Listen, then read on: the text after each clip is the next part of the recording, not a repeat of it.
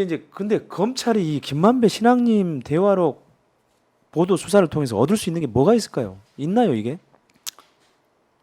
일단 검찰이 그러니까 이게 일단 지금 현 정부 입장에서는 이 수사를 통해서 아무튼 이 정부의 비판적인 언론들 일단 위축을 시킬 수 있고요. 그죠? 재갈을 물리기라는 표현 우리가 쓰듯이 그거는 이제 큰 이점이죠. 이 수사로 네. 인한.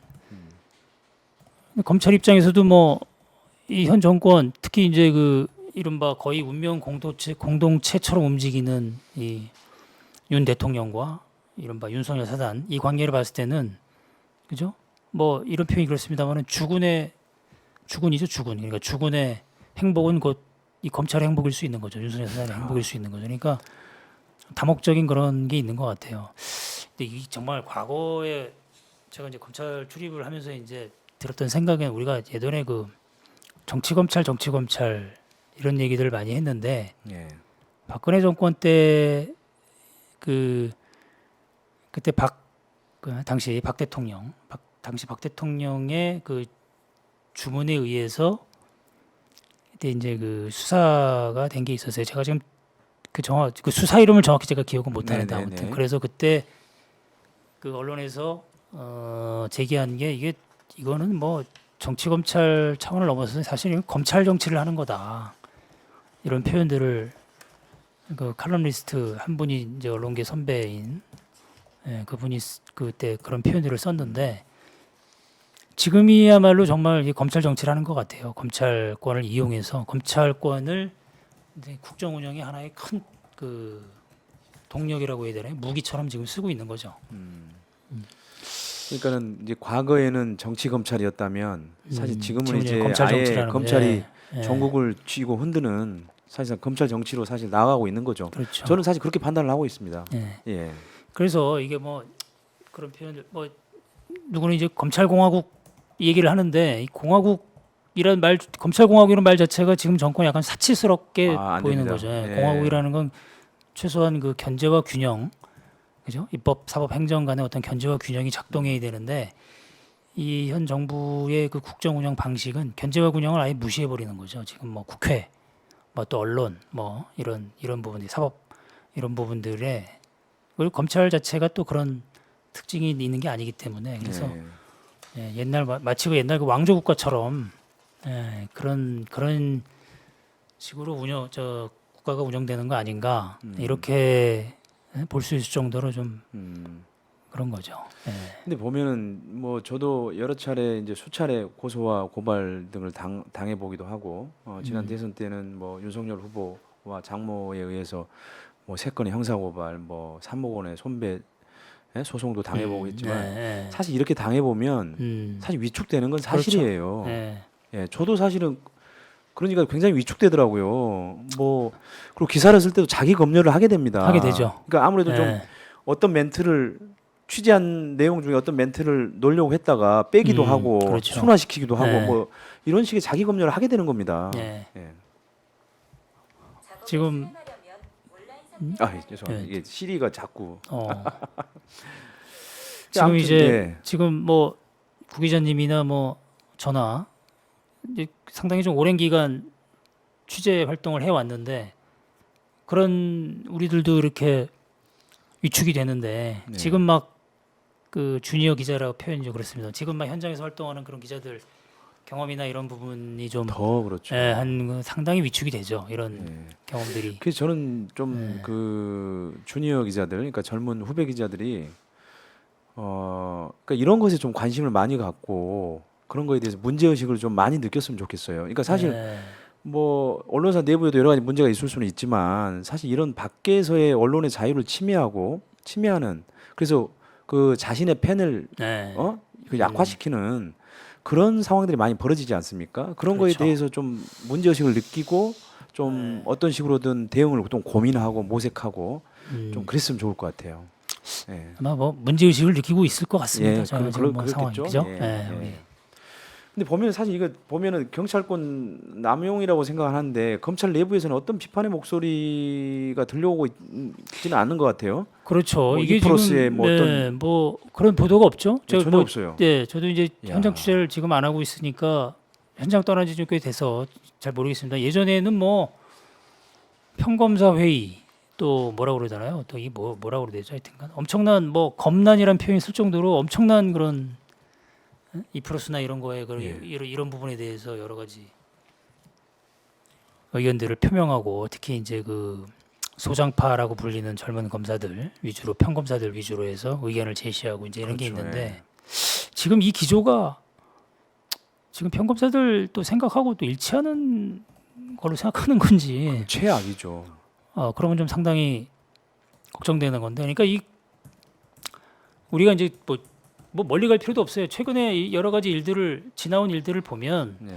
검찰이 이 이른바 정권과 일체화되는 그런 과정을 갈 때 상당히 그거 위험하거든요. 정권도 위험하고 검찰 자체도 이제 하는 거죠. 뭐 대표적으로 저 언제입니까? 그 이명박 정권 때, MB 정권 때 뭐 검찰이 MB 검찰 이렇게 얘기할 정도로 엄청나게 이제 그 정권의 입맛에 맞게 검찰권을 행사하다가 결국은 여론에 의해서 검찰에 대한 문제점들이 부각이 되고 그때 나온 얘기가 이제 저 이른바 가장 정치 검찰의 핵심이었던 대검 중수부 폐지하자 이런 얘기가 나왔던 거잖아요. 네.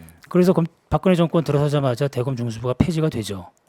예, 그다음에 박근혜 정권 때는 또 뭐 잘 아시다시피 그 정윤회 문건 수사였나요? 그때 그 이른바 정윤회 문건 수사, 정윤회 문건에 나오는 여러 가지 그 박 대통령 주변의 비선 세력이라고 하는 그런 네. 사람들의 문제점들이 나왔었는데 그 내용에 대한 수사를 하지 않고 엉뚱하게 그 문건 유출에 대한 수사를 하면서 그 사건을 물타기를 해버렸죠. 그래서 그 결과 그때 만약에 제대로 수사했다면 이른바 정윤회 그 정윤회 씨의 전 부인이었던 최순실 이른바 비선 실세의 핵심이었던 그 존재가 드러났겠죠. 그렇겠죠. 예, 그러면은 이른바 그 박근혜 정권의 어떤 그 국정농단, 최순실 국정농단 이런 것들이 2년 그러니까 그 벌어지기 2년 전에 이미 정리가 됐겠죠. 검찰이 제대로 그런 수사를 했다면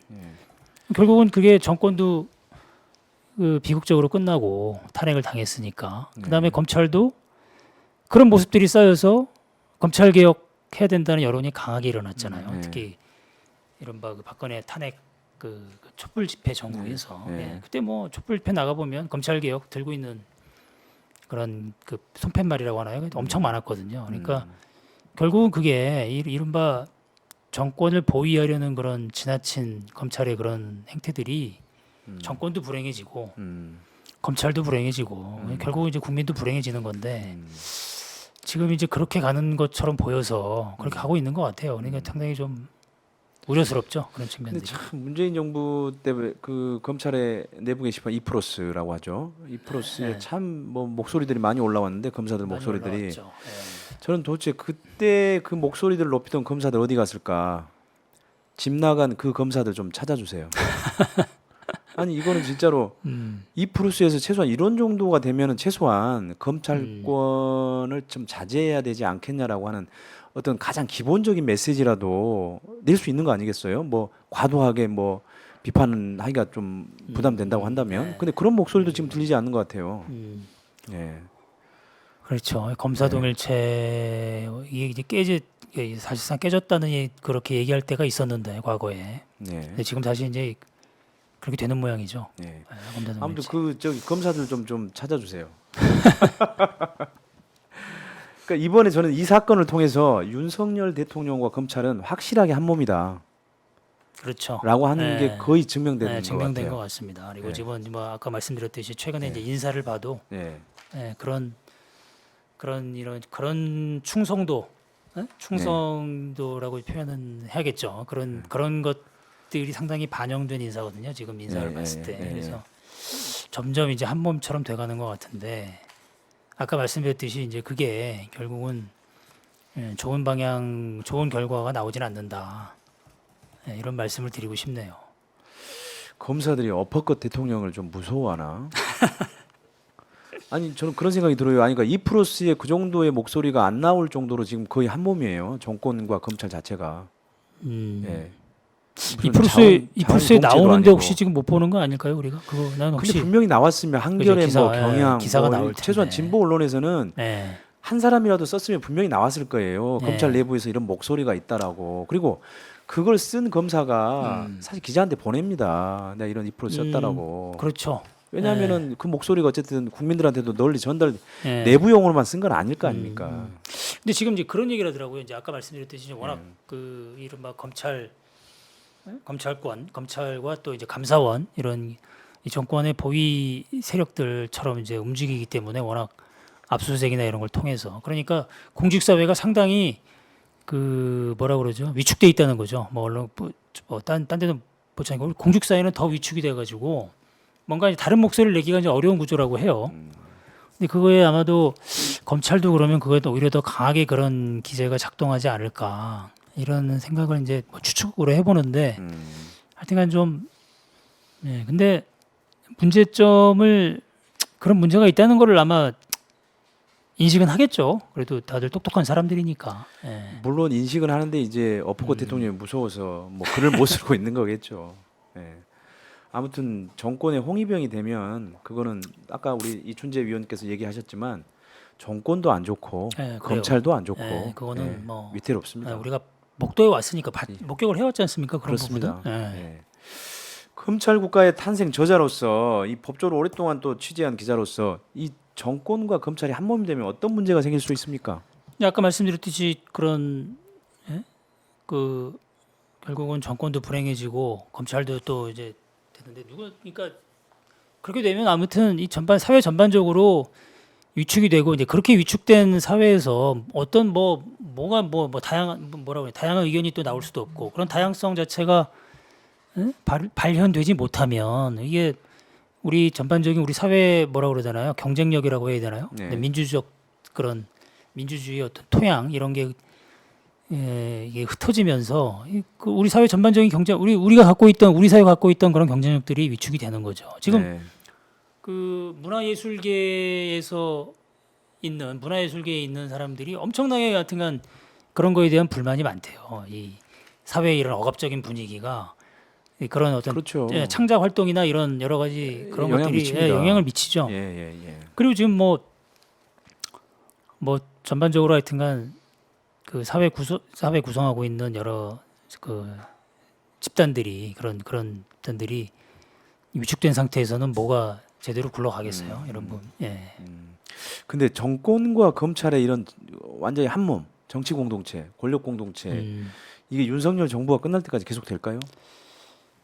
글쎄요, 이제 그거는 이제 우리가 이제 그동안 검찰이 이 검찰과 정권과의 관계를 딱 이제 표현하는 말들이 있는데 이제 갑자기 이제 그 말이 갑자기 저 용어가 떠올리지 않습니다만 하여튼간 검찰의 뭐 신공 비슷하게 얘기들을 많이 하죠. 무슨 얘기냐면 검찰이 이제 처음 정권 초기에는 이 정권 초기에 입맛에 맞는 수사들을 하게 되죠. 그러나 정권이 이제 중반기를 넘어가게 되면 자연스럽게 레임덕이 오게 되는데 그렇게 되면 이제 현 정권 레임덕에 빠지게 된 현 정권을 겨냥한 그런 수사들을 하게 됩니다. 이제 그게 뭐냐면 그런 것들이 반복되면서 검찰에는 이제 그런 여러 가지 정보들이 쌓이잖아요. 범죄 네. 정보들이. 그렇죠. 그래서 현 정권의 약점들이 다 쌓이거든요. 그러면 이 현 정권이 힘이 빠질 때 그런 정보를 활용해서 이제 수사를 하는 거죠. 그렇죠. 예, 그래서 정권은 뭐 망하더라도 검찰은 아무튼 영원한 그런 말들까지 쓰는데 예, 캐비넷 때문에. 예, 캐비넷이다 이제 그런. 근데 지금 정권은 이게 대통령이 이제 검찰총장 출신이란 말이죠. 그리고 검찰에 이제 그 자기가 그야말로 지금 이제 뭐 그 이성윤 고검장인가요? 뭐 지난 문재인 정권 때 하여튼 황태자로 불렸던 그분 그 고검장이 했던 얘기가 이제 이 윤석열 사단은 이제 하나회 같다 이런 얘기했잖아요 최근에. 네, 맞아요. 예. 예. 그러니까 하나회처럼 이제 옛날에 전두환 대통령과 그 독재 정권을 뒷받침했던 그 군부 세력들을 얘기한 표현들인데 지금이 이제 그런 정도의 거기에 비견할 정도로 그렇게 한 몸이 되는 거 아니냐. 그렇게 될 경우에는 그러면 아까 제가 말씀드린 그런 이런 뭐 공식 이런 표현이 그렇습니다만 그런 정형화된 틀들이 좀 달라지는 그것과는 좀 차이가 좀 있지 않겠느냐 뭐 이렇게 보는 시각도 있는데 결국은 이제 아까 얘기했지만은 대장동 특검이나 김건희 여사 관련 비리 그 특검 이런 것들이 굴러가게 되면 또 이제 어떻게 할지 모르는 거죠. 그런 상황들이. 어제 또 이성윤 지검장의 그 발언은 또 문제 삼고 감찰하겠다는 거죠. 예. 예. 야, 참 아니 그런 거는 참 잘해요. 잉? 네, 막 그런 신속하게. 뭐, 예전에 예. 뭐 자, 앞서 얘기 드린 것처럼 김만배 신앙님 대화록은 허위도 인터뷰도 아닙니다. 당연히 허위 인터뷰가 아닙니다. 게다가 정치 공작도 대선 개입도 아닙니다. 그동안 한국 정치사에서 국정원 등 정보기관을 이용해 정치 공작을 하고 대선 개입을 했던 정치 세력이 사실 어디입니까? 도둑이 제발 저린 걸까요? 그리고 MBC, KBS 사장, 이사장 해임, 뉴스타파 수사 이렇게 전방위적으로 공영방송을 장악하려고 하고 비판 언론을 죽이려고 나선 적이 있었을까 싶습니다. 60년대, 70년대, 80년대 군사 독재 정권 또는 군부 권위주의 정권에서나 가능한 일들이 저희들 눈앞에서 벌어지고 있는데요. 저희도 또 국민들도 정신 바짝 차려야 할 것 같습니다. 최근 자택 압수수색을 당한 뉴스타파 한상진, 봉지국 기자님 기죽지 마십시오. 여러분 뒤에는 검사 수보다 몇백 배 더 많은 국민들이 있습니다. 이것을 꼭 기억하면서 당당하게 검찰 수사에 응해주길 응원하겠습니다. 오늘은 여기까지입니다. 이춘재 위원님 바쁘신 금요일 오후에 이렇게 나와주셔서 고맙습니다. 네, 고맙습니다. 예. 네. 여러분 고맙습니다.